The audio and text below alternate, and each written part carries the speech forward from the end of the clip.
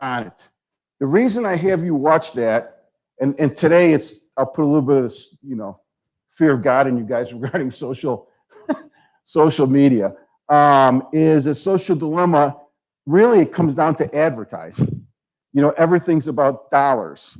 So social dilemmas is sort of like, they covered from a social standpoint. They covered this girl, and you guys know this, and maybe some of you have been part of this, that, you get bullied on the internet, or you get, or people, it's easy to hide behind a computer, and they follow this girl about, that's part of the story. But the real part of the story is about advertising. And the reason why, the internet and social media is so powerful is because the advertisers are paying for it. And it's morphed into this like tool for advertisers, and we've talked about this a million times. Advertisers talk to individual people. It's fascinating. I had people in my class last semester who are not any longer on social media. My nephew dropped all his social media accounts. And that's not the reason why I want you to see it. It's just more of, and today at the end of this class, I'm gonna do it too. It just makes sure that you understand what you put out there.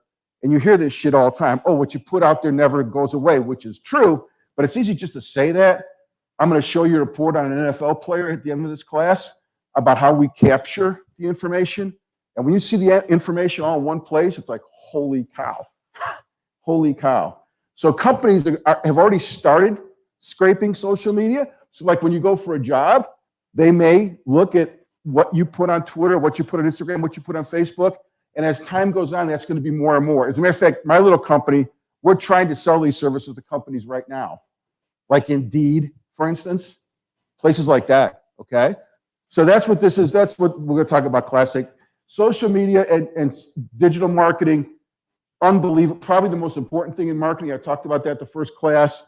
Marketing, as we talk again in this semester at Kennesaw State, marketing is such a wide topic that there's so many topics in marketing, but right now, probably the most important one is this, even though it's a minor part of marketing, right? I would say this is probably the most important thing. It's also something that I don't feel comfortable. I don't think I have the qualifications to talk about it. So this is the only subject, not to be arrogant, but this is probably the only subject I don't feel comfortable talking about. The rest of the stuff I kind of know my shit on, but this I don't. So that's why I bring in a guest speaker. So we're going to talk about this at a high level today, and it's going to be a little bit different. I actually had a guest speaker talk about this last semester, and she was terrible. Terrible. I mean, it was. I got feedback from the students like, Jesus, we didn't need that. But that's the first bad one I've had. Every other guest speaker I had, like from Delta Airlines and Yamaha Motorsports and all these people, they were awesome. So unfortunately, you guys aren't going to get that. You get me. All right? Any questions from last week, by the way? We talked about a bunch of stuff last week.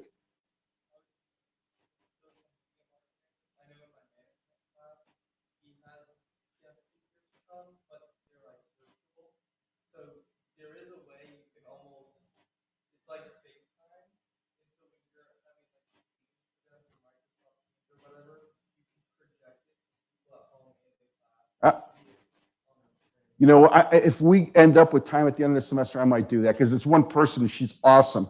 She works for an advertising agency, which is great because it explains what an advertising agency is. But her account is Delta. So she's got a huge job.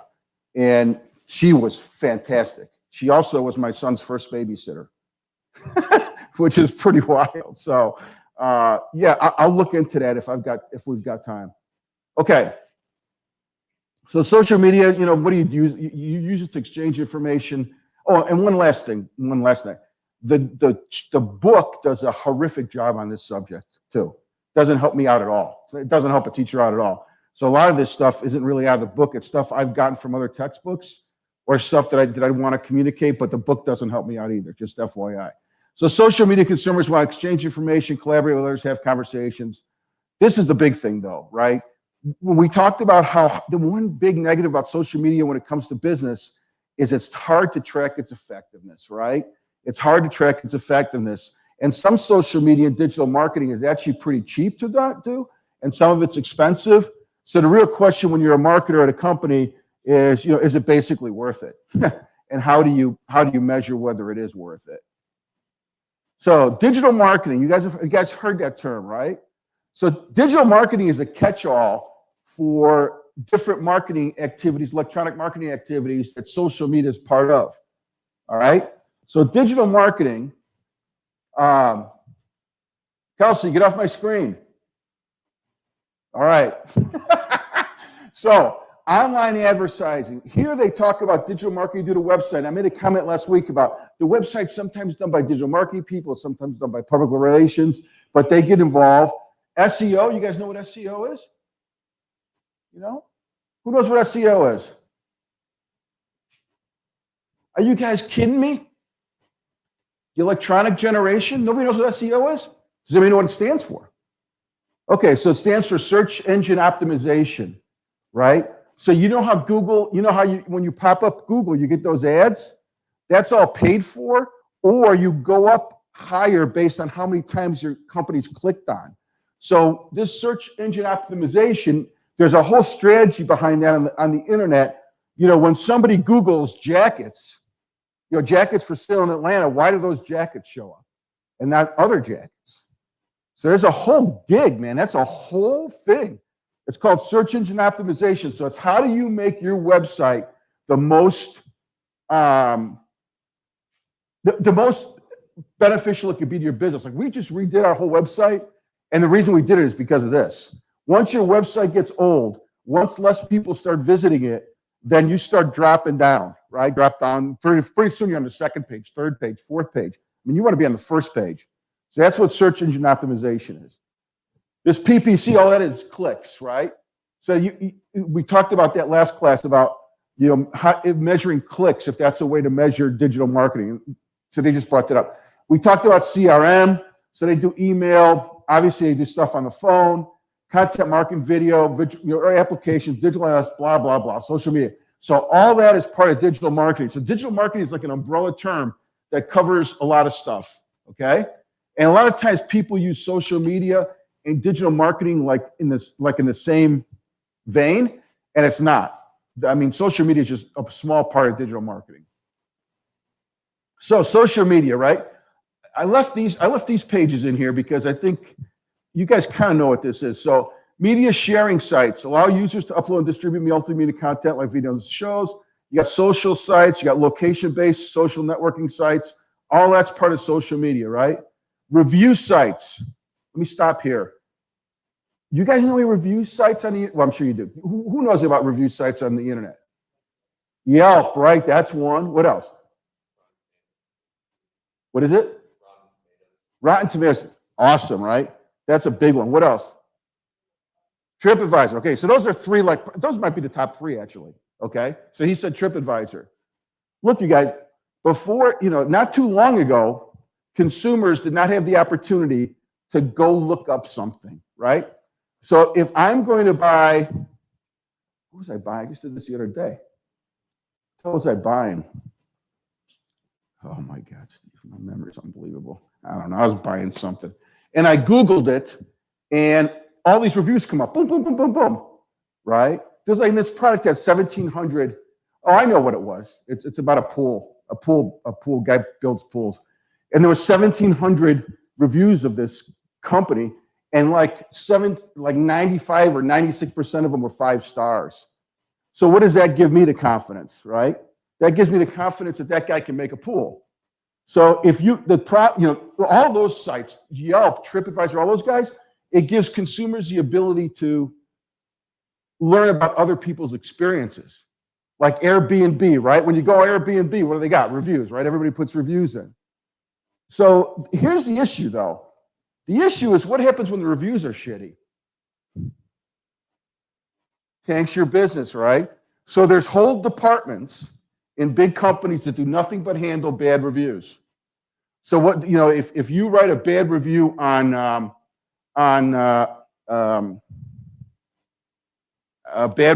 bought a Dodge, you bought a car, and you write a bad review, somebody from that company is going to call you, and they're going to find out what your problems are. They're going to try to fix your problems, and they're going to try to do everything they can to get you to remove that negative, right? And a lot of times you got to watch it. Small companies, what do they do? Unethically, I guess illegally, but certainly unethically, what do they do? Small companies. What's they do? Exactly. And who else writes them? Your sister, your brother, right? And they just shut, like restaurants, for instance. I always worry when I go to a restaurant and the reviews are like, yeah, everybody's 5-star. I go, come on. How could that be? So you got to watch that. Like all review places. I know Yelp and Tripadvisor and somebody else has really gone overboard to try to make sure that doesn't, I don't know how they do it. I guess they got logarithms to tell, I don't know how they do it. But supposedly they're making sure that doesn't happen. But these review sites have completely changed how companies do business. Completely, right? My nephew, we talk about my nephew in this class? He's a teacher. Do we talk about him? Okay. So my nephew is a teacher at a private school. Unbelievably creative, hilarious. Everybody in here, if you meet him, you'd love him. He is hilarious. And he's a teacher. And he was very active in Twitter. I told him to get off. Well, it just wasn't me. Other people did too. Told him to get off of it. And he's now off of Twitter because all a parent has to see, right? One parent sees something that we think is all funny, but for some reason they don't. They report him to school. He'll lose his job. So these review sites are for companies and for everything. So just watch what you guys communicate. And again, you'll see a good experience. You'll see a good example of that later on. So they're online gaming, virtual worlds. I had a kid a year ago. I knew about this, but I've never met anybody who did this. He made a living. He's in this class. He made a living out of video games. So people would pay him to play. They'd watch him, right? They pay him to watch him play video games. And I said, and I had heard about that, but that sounds like the most stupid thing I've ever heard of. And he just knocked me down. It was a great comeback. It was awesome. So I'm busting his chops in class. I go, give me a break. What kind of, that's not a way to make a living and blah, blah, blah. He says, hey, Steve. I said, what? What's the difference between that and football? And he just shut me right down because he's right. He's right. I mean, when you watch sports, but it doesn't matter, basketball, baseball, you're watching somebody perform. What difference is it to, somebody to score a touchdown versus somebody to do really good at a video game? So this whole video, and I know another woman, her brother does this in New York. So I actually know two people that's their full-time job is online video games. This online gaming, he's got to do with betting, and that's a whole nother story about how social media and the internet, what it's done to sports and gambling and all that stuff. So that's a whole world that I don't know anything about, but that's a world that if you break into as a marketer, we talked about this with psychographics. If you break into that world, that's a big, very tight-knit community. Social, so e-commerce, you guys know what that is, right? I'll never forget when my buddy bought a car off of eBay. This is 15 years ago. I could not believe somebody bought a car off the internet. I go, you've got to be kidding me. I should have looked this up before I came here today. But now, there's a huge percentage of cars are bought that you don't even see them, right? They deliver the car. You're buying a car from Dallas. You're buying it on eBay or Car Gurus or, when I tried to sell my car, I went to sell it on Car Gurus. I mean, all that stuff is that's e-commerce, and we all know about it. And there's a bunch of stuff, Etsy and all these companies that, there's a lot of companies that do nothing but e-commerce. Who watches Shark Tank in here? You guys anybody watch Shark Tank? When he talks about when a lot of people come in, especially Mark Cuban, he wants to know what their web presence is, right? What are you selling online? And a lot of those companies that they look at, they only sell online. So that whole e-commerce thing is a way for people, it's obviously much easier today to sell a product than it's ever been, especially direct, because it's easy to communicate to people and it's easy to sell.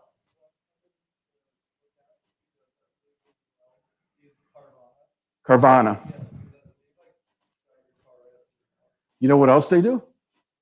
They pick up the other one. So you guys ever heard of Carvana? Carvana delivers the cars, but I think they're the only ones who actually pick up your car. So so they buy your car without even seeing it.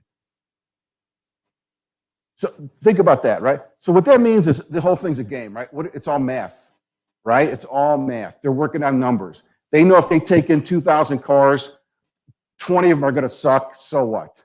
It's part of the, they got a whole algorithm to think that, because people didn't even look at your car and they give you a price for it. I sold my wife's car and was at a dealer, but he didn't drive it. He didn't do anything. Never drove the car. He looked at the car and gave me a price. He says, I said, okay. So I think, but Carvana, I think, is the only one that picks it up, and that's their big differentiation, because you can get deliveries from even dealers now, right? A lot of people buy cars at dealers in other states. So yeah, you're right though. It's a huge business.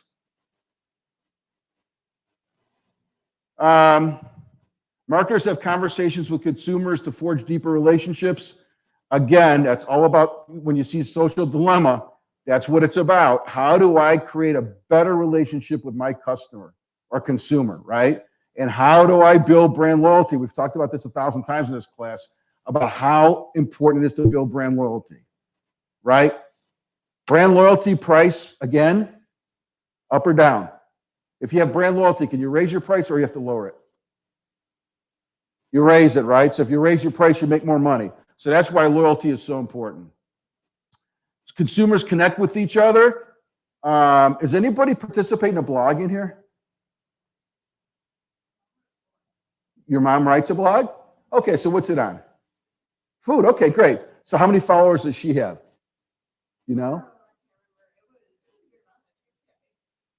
That's a big amount. I think you have to have 10,000 followers before advertisers will talk to you. She did. Well, good for her. So what was it? So what was the purpose of the blog?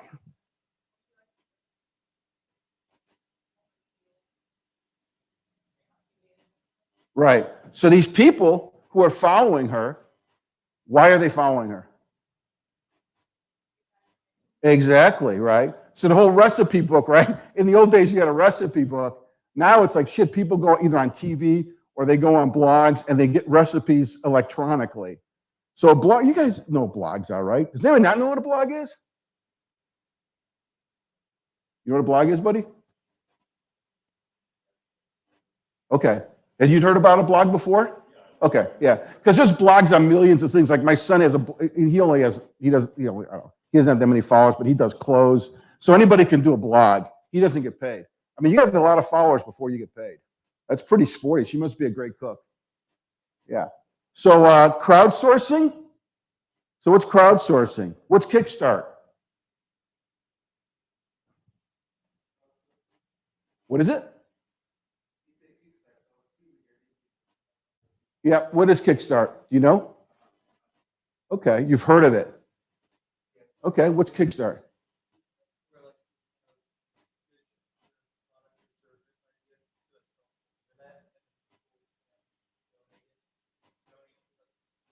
That's exactly right. This, I don't know, it's relatively new. To me, it's a little crazy, but a lot of it has to do with social causes. Like, so if a product comes out that's a great social cause and you put it out there on the internet, people like literally send you money to start the company. And usually what will happen is you get a t-shirt, or you get, like, it could be when they bring the product out, the people who gave them money have the right to buy it the first 30 days. They get some sort of, but actually companies, that's how they raise money.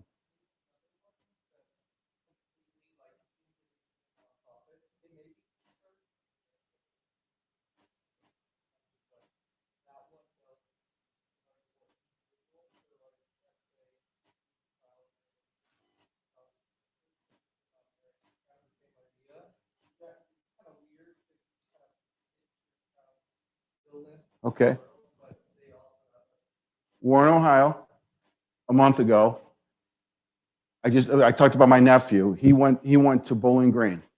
His best friend is actually from Warren. Okay, his brother had a fire at his house. The wife and the daughter got killed. He and his son lived. All right. So they went on the internet. What's the name of the website where you can Gofundme? Very good. They stopped at $250,000. They stopped. The last time I saw, 1,100 people had donated. So that's insane, right? So that's such a cool thing. It's such a cool thing that this poor guy's got so much to worry about. but at least he knows, his kid's college is taken care of, or he can get a house or whatever, So that GoFundMe thing, GoFundMe charges you. You guys know that? Has anybody ever done GoFundMe? You know how GoFundMe makes money? Because you got to remember all that, right? All this stuff sounds great, but how do they make money? Yeah, GoFundMe, it's a small percentage they kick on. It's almost like a commission thing. It's not a lot. But what are they doing? It's probably 3 guys in a basement. Right? They don't have any assets. They're not doing anything. So anyway, all that I would consider all that stuff crowdsourcing. And it's really, it's awesome. I think it's awesome that the internet lets people do that.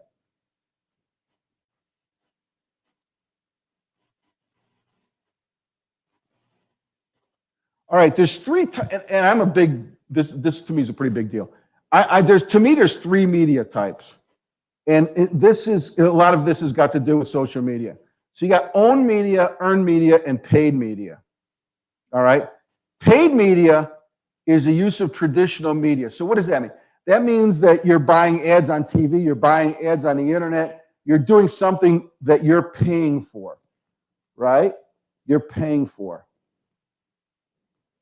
Owned media is how do we create what we just talked about? How do you create a presence for your brand on social platforms? And companies with the best web pages are the most successful now.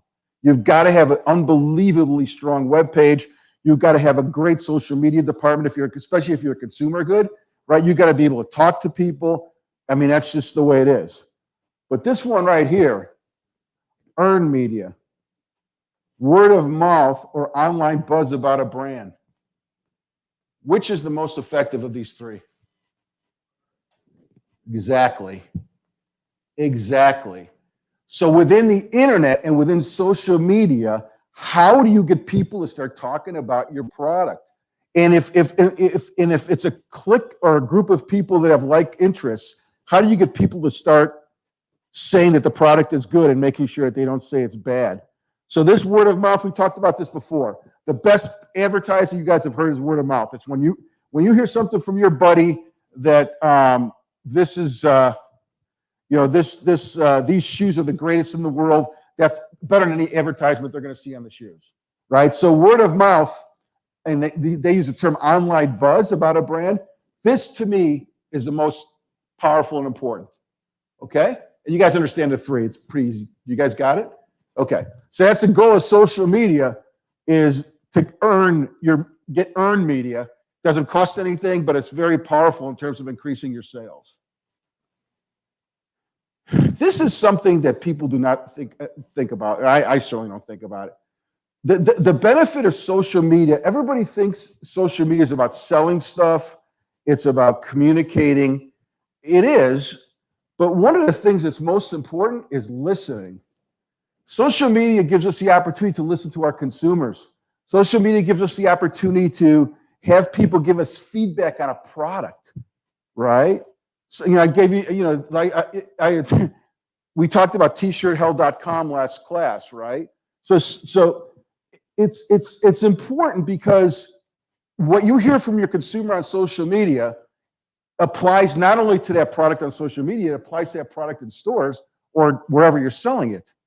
So on social media, if you find that a color of a car, people think it's disgusting, you're never going to find that without social media. And what do? You stop making cars in that color. So that's, to me, this is like a really important part of social media that nobody ever talks about. They always talk about the selling and connecting and blah, blah, blah. But a big thing is that social media lets you listen to your consumers or customers and get almost like a marketing research based on feedback from your customers. You got to be able to listen. Of course, if you listen and you don't do anything about it, that's worse than listening. So any of you guys at work, have you ever gotten has anybody at work ever gotten a study where they ask the employees how they can make things better? Has anybody had that here?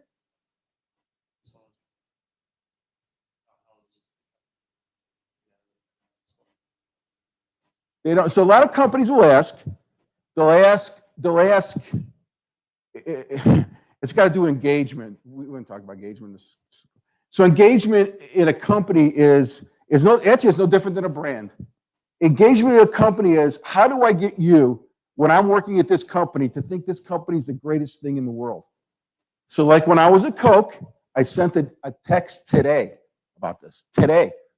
When I was at Coke, I used the term mainlining. I was mainlining Coke. I said it was more addictive than heroin. It was the biggest drug that was out there. I freaking lived and died Coke 24 hours a day, 7 days a week. How do you get a person like that? How does a company get an employee like that? And there's a lot of reasons why that was the case. And there was a lot of us that thought that way. So if a company could get an employee to think that way, that's gold. Same thing in marketing. If you can engage with a customer and have him or her so passionate about your brand, again, that's gold. It's called engagement. That's what my son does, actually. My son puts in programs at BBT and SunTrust that they measure, so the very sophisticated company, like tellers. So if a teller leaves a job, so when somebody leaves a job, right? You leave a job, you're being less productive before you leave because you know you're leaving. So there's a little bit of, what's the word, less effectiveness. Then you leave. Then the job's open, right? Then somebody comes on, gets a job, got to be trained. So they got these sophisticated algorithms that say, okay, if a cashier leaves SunTrust, it costs you 10 grand. Just making it up. Costs you 10 grand. Okay. Costs you 10 grand. So what they do is they put in engagement programs. And what engagement programs are is basically incentives and things that make you feel better about working at SunTrust. And you get points and you get trips and all this crazy stuff, right? And what they do is they have a control panel, which that means that they take and all companies do this. This is typical of companies. They take what's called a control group. So a control group means they don't do anything to the group. They just let it go. Then he'll run this program, and that might be, let's say 5,000 people. They let 5,000 people they don't do shit in. They take these 5,000 people and they run this program in. And they measure turnover. And they say, holy cow, the people that participate in this program, they turn over 2 months less than the people that didn't. Then all you do is the math. Okay, 5,000 people, 2 months, how much does it cost them? How much does it cost? How much does that save? And they do the program. So being engaged, like for me to be thinking about like that way with Coca-Cola, for Coca-Cola, that was gold. I mean, that's just how we thought. It was crazy. It's like a cult. So the brand, that's what they want to do. That's what they want to do through listening and trying to create that engagement with their consumers. You guys are quiet. Any questions? Is this too simple, huh? You got any questions? Okay. Can't be because I'm explaining it great. All right. Social media objectives. So, pretty simple stuff. This is what social media does in a most basic form. So the first thing we talked about, again, I'm going to make a big deal out of this, is listening to your customer. So the social media enables you to learn about what your customers' feelings are for your products or for your services. It's the first step, and a lot of ways it's the most important step. Because when you listen to your customers, again, you could take that learning to off social media, to your whole product line. So build relationships and awareness.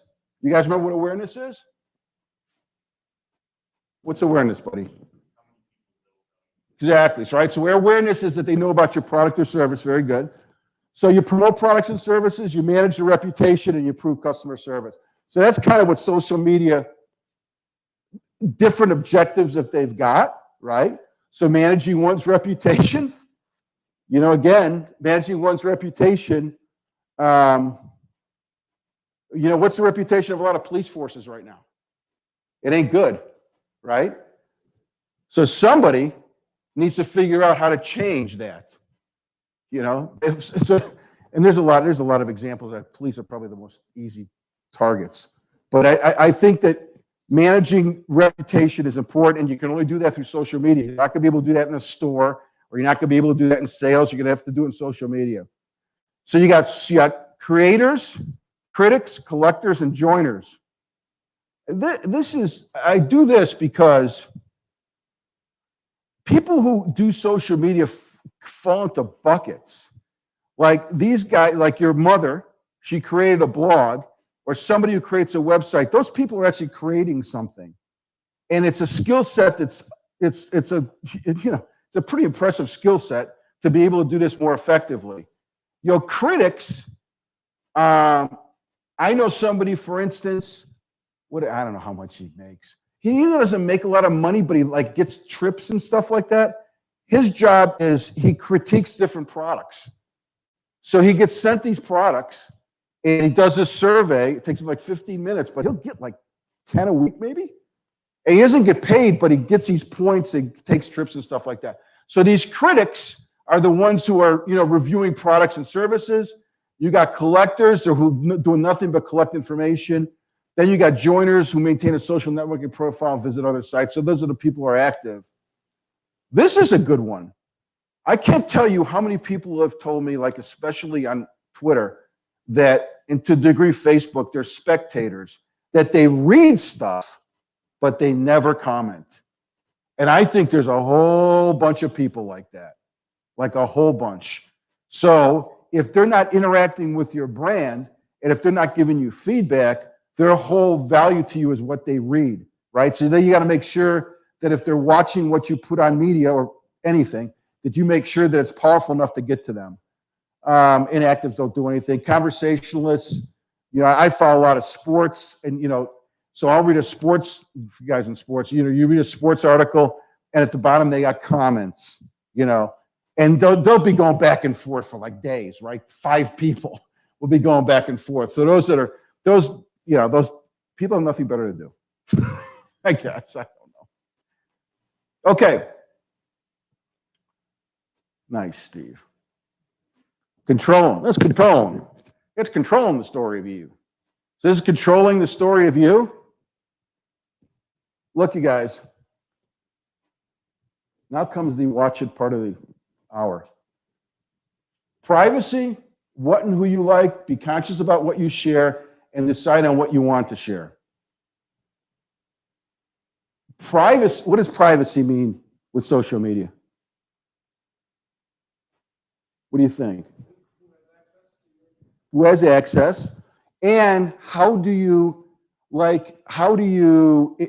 Facebook? Anybody here in Facebook? Nobody's in Facebook? You're in Facebook? Are you in a Facebook group? Do you know how Facebook groups work? Can you explain to the class what it is? They're basically like these groups where people, it's generally like shared like interest groups. Exactly. And it's just like a good place for people to get all sorts of information about whatever they're involved in. And they all come together and can comment, post all sorts of stuff about that one topic. But when you post, if you get a group and you post, can she read that? If she's in it. But if she's not, she ain't reading it. Right. So one of the things that Facebook groups do, is they help with privacy because you're only communicating with the people you want to communicate with. Most social media, you're putting stuff out there and anybody can find it. Okay, so privacy is important. What and who you like. So, especially in Twitter. Does anybody use Twitter in here? Active in Twitter? You guys know what Twitter is? You're on Twitter? Are you active on it at all? Very good, right? So if you can say, you see you're a sports guy, right? So are you following anybody in sports? People. Or teams, yeah. Yeah. Okay, how about give me a player? Okay. So if you start following somebody who is been convicted of drugs, right? Let's an easy one. So he's just been caught doing drugs. And you start following him, and people start finding out you start following him. That's not good. You need, and I'm going to show you an example here in a minute. But what and who you like is really important, because that says to companies and to people who look at that, it gives them a representation of you.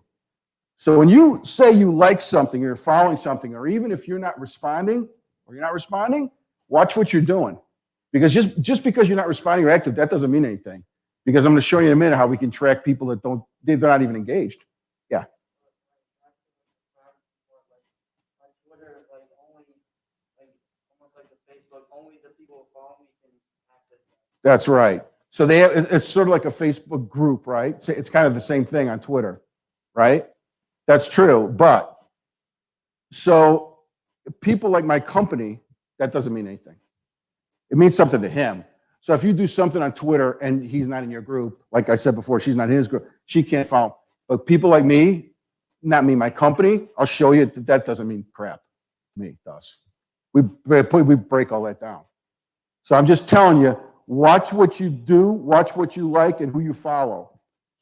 This is, be conscious about what you share.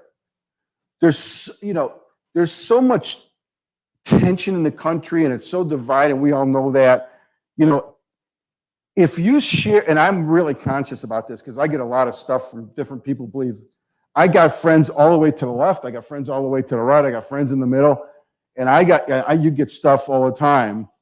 Yeah, I'm not going to go into examples, but just the stuff that you get, make sure you watch that you don't share. So you could write something that I read that I think that I agree with. I send it to 50 people. That makes you 50 times. That means that you got 50 people out there you're communicating to that you like it, which is fine if it's a good thing. But if it's a bad thing or a controversial thing, you better watch it and decide on what you want to share, which is basically the same thing. So what I did is, okay, you guys online, hopefully I won't lose you, but I'm going to try to pick up my social media scrub that I want to show you guys. So how do I do that? How do I get off of this and something else? I think I go here, right? Now what do I do? Like, how do I pull up another PowerPoint? Click on content. Okay. Can they see this online?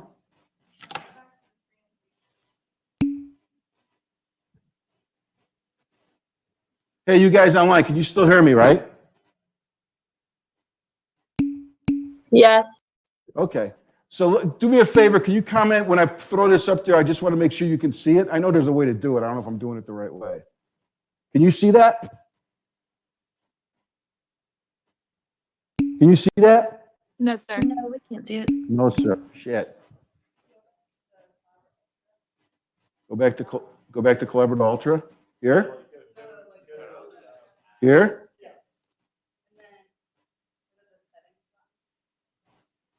Look at you. Which setting? Oh, this one. Okay. Yeah. This one? Files, okay. Okay.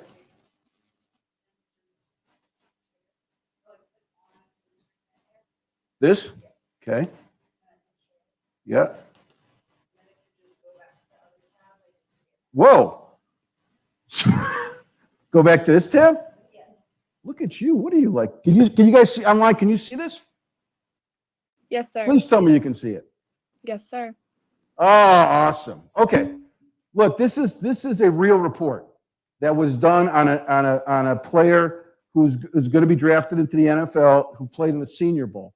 So for those who are not in sports, the Senior Bowl just happened a couple of weeks ago, and we did profiles on every player. Okay. So this is all public stuff. So this guy, this is real. This stuff's real. And obviously I took the name off and everything. So it's an SEC player, by the way. And he's either going to be a lower first round or upper second round pick. So this guy's a legit player. So this is what we do and what we tell. And the reason, it's like the Houston Texans, for instance, they bought all this information. Because here's the deal. If a player is on social media and doing wacky shit, okay, which this guy is, he's doing some wacky stuff. If this guy's a first rounder and somebody else is a third rounder, that's not going to make a difference, right? But if you're comparing a couple of players that are close and you want to draft them, this is going to make a difference. You're not going to draft somebody like this if there's somebody comparable that you can draft. So the reason we're talking to businesses, why do we want to talk to businesses? Why do you think we want to talk to businesses?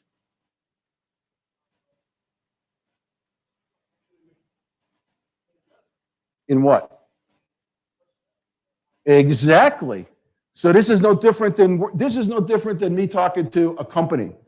It just is this, in this case, the company's an NFL team. Okay, so this guy, a couple interesting things about this guy. So the even mix of organic tweets, replies, and retweets, very high emotionality in 2014, almost nothing after 2018. What does that tell us? Somebody got to this guy. Somebody got to him. And you're going to see some bad stuff, but the bad stuff all happened 3, 4, 5 years ago. But if you're an NFL team, that doesn't make any difference, right? Because an agent or somebody got to this guy and said, you need to stop this shit. And he did. But what he did beforehand, so you got so we gauge words, which I'll show you in a minute. There's words that are considered to be negative and there's words that are considered to be positive. So if you're tweeting or you're sending anything on social media, you want that to be a positive message, not a negative, like this team sucks, the coach doesn't know what he's doing, blah, blah, blah. You don't want that, right? You want somebody who's going to be supportive. So this guy right here, can't do that, Steve. So what do we got here?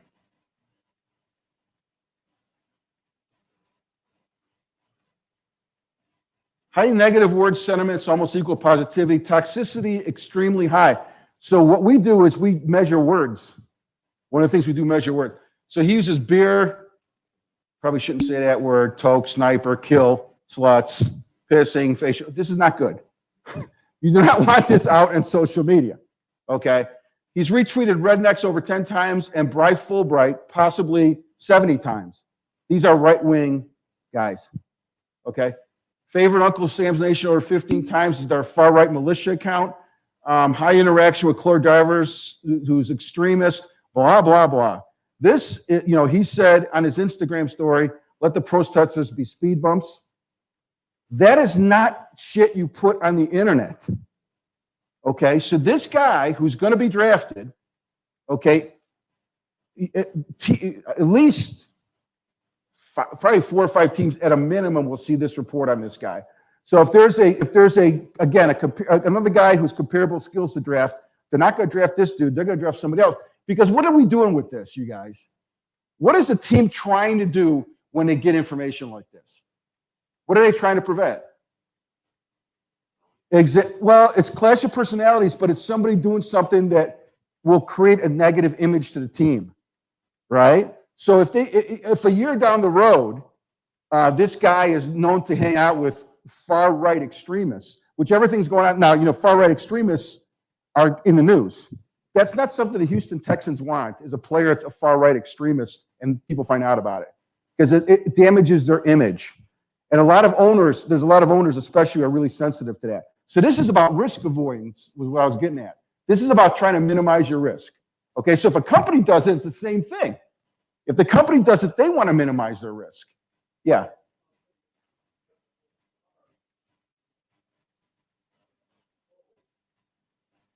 You have to. So this is something, listen, social media is far more positive than negative. No doubt about it. But this is something that I'm a little bit on the negative side that I'm just telling you guys, if you can tell the depth of knowledge that we have is absolutely, there's PhD clinical psychologists that do this. That's who we're working with. So what else? Speedman. His Instagram is a mix of him drinking beer with buddies, hunting, football, and tributes to his girlfriend. So on your social media, Do you want a lot of pictures of you guys drinking? Or smoking weed? You guys don't laugh. You know, you put it up there, and it's my daughter's job when she was at her sorority. She went to South Carolina. Her whole job was going through Facebook of people who were pledging to the sorority. That was her whole job. So she looked through all these Facebooks. You know, if you want to go into her sorority and you're Sue Davis, no problem. She goes right to your Twitter, right to your Facebook. She looks through all that stuff. If she sees you, you know, in compromising positions or drinking all the time, they never even got, they didn't get to first base. Out, she's out. So that shows you where a lot of this stuff is used. What else we got? So what I wanted to show you, though, too, is, so then we do an overall risk factor. This guy's a pretty high risk factor. So we do a profile. It's pretty cool. Tweets by day of week. Tweets by time of day. So if he's tweeting at 2 in the morning, is that good? Not good. Right? Tweets by time of day. Word sentiment count. We measured 3,200 tweets. That's what we measured on this guy. So those are the words he used. Some of these words are not good, right? Some of them are not good, and he used them too much in a quantitative opinion. Most frequently bad toxic words, stupid. He loves to use the word stupid. Not good. You know, these are all negative, and there's some bad ones up there. Bad ones for social media, at least. They're not. It might not be bad in context, just in regular life, but in social media, again, when this is all like compiled together, it makes it look worse or better than it is. You know, he might have done this stuff over 4 or 5 years, but it doesn't matter because when we start adding it up, it becomes pretty powerful. What else we got here? Hashtags he follows. So we follow the hashtags. That's why we knew about the right-wing extremists. Most frequently profiled and returned. So those are the people he follows. Is this? Same thing. Uncle Sam's Nation. What that is. Most frequent profile interactions. That's that Bill Fulbright. He's a right-wing dude, and I don't know who the one on top of it is. We redacted it. I don't know who that is, but that's another. This guy's very right-wing. Chain distribution, who's following him. One more. Oh, how he tweets. So Twitter for iPhone. You know, what type of mechanism does he use to actually communicate? Now this is only. What is this? This is 12 pages long. We have reports that are 200 pages. And what they are is they're not just this. We look into their financial background and we look into their criminal background. But we don't just look into him. So if I'm doing this dude right here, we know about you, you're his buddies, you're his posse, your brother, your dad. Like one of the NFL players last year who got drafted, we did, you know, the question was, who's your greatest influence? And he said his dad, which normally is pretty cool, except his dad was in jail and he'd been there 3 times. That's probably not cool. You know, so stuff like that. So that one report's 200 pages and it gets a lot more funky. And like I said, because then we're tracking people like your posse, who you hang out with, who's your influencers. You know, if we find out that he's your best buddy, then we check him out, stuff like that. So I show this because I don't want to sound like your dad, but just make sure you watch what you put in social media because this is going to become a bigger and bigger deal, not less and less. All right? Any questions on that? You guys good? So back to the privacy thing, like just because like I have it on private, that means nothing to. No. So some stuff you have to get you got to get the approval of the person. So like if we're doing like the one that's 200 pages costs 10 grand, and the players got to agree to do that because we get into really sensitive stuff. Of course, if a player says he doesn't let us do it, then what does that say to the team? You know what I mean? Yeah, so the player's got to prove. But this right here, all the stuff I showed you, once you provide your Twitter handle, this is open game. But this is like real, I'm telling you, this is like sophisticated stuff. I mean, these are PhDs have been working on this for years. So it's out there, but it's not like these guys are going to find out about it. You know, it's not patentable, but it's pretty close to something that's going to be, it's tough to duplicate. Yeah. This, about 3 seconds. Oh, long time. Because that includes interviews and criminal checks and everything else. Well, we only really have 2 products. This one and the big one. So like the Bears last year did 2 players big. The Houston Texans did everybody the Senior Bowl little. Just depends on what they want to do.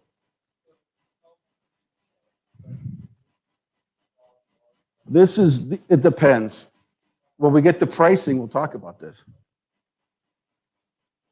you know what we charge? What do you think we charge? You know what we charge? Anything we can get for it. So like the Minnesota Timberwolves. You guys are basketball guys, right? Basketball, player basketball. So the last draft, Minnesota Timberwolves had #1 draft pick. So they had us do 40 players. We did 11 Mac Daddy, and we did, 29 on this. And that was 150 grand. But they had the first pick. So, any other questions? Where are you from, man? This is your first class, isn't it? No, the guy in back. Yeah. No. Have you been online up to now? You decided to come? All right, well, welcome. Hopefully you can come again. Okay, any questions, you guys? No questions? Okay, what's the name of the documentary? Social Dilemma. Don't tell me you can't get Netflix. I don't want to hear it. Figure it out. All right, you got. Okay, online people, do you have any questions? Yeah, I have Hold it. What do I have to do? Back to the tab. Okay, do you guys have questions? I'm sorry, online people, do you have a question? Yeah, I have one question. Yeah. Is our homework just to watch The Social Dilemma and then just like we're gonna get tested on it for the midterm? We don't have to like do anything, right? Okay, perfect. Yeah, and the questions on Social Dilemma, I'm not going to get.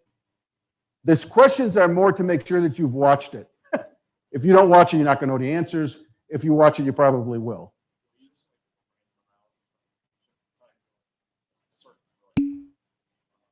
On what? Oh, I don't know. I haven't even done the test yet. There'll be 40 in total, but I don't know how many will be in Social Dilemma. Depends what mood I'm in, all kinds of stuff. Anybody on the internet? You got any other questions? Online folks? He's going to put them on the test. Yes, I am, Evan. Yep. So what's next Monday, you guys? What are we doing next Monday? Review. So you people online, pay attention. Yeah, thank you, Evan. That's right. So pay attention, right? Next week, you guys online, you better come up with some questions. You better come up with some questions. It's going to be a 5-minute class, and I'm going to walk out, which is fine. It's funny because I've had reviews. I started doing reviews about 2 years ago. Maybe I've done it 4 times, maybe. And I've had reviews go like an hour and 15 minutes. I had to cut it off, and I've had reviews less than 10 minutes. So it's up to you guys. Okay? All right. Rock and roll. We'll see you guys Monday. You said the Timberwolves paid for 40 or the Bears? No, Timberwolves. Yeah, because they wanted 40 players done.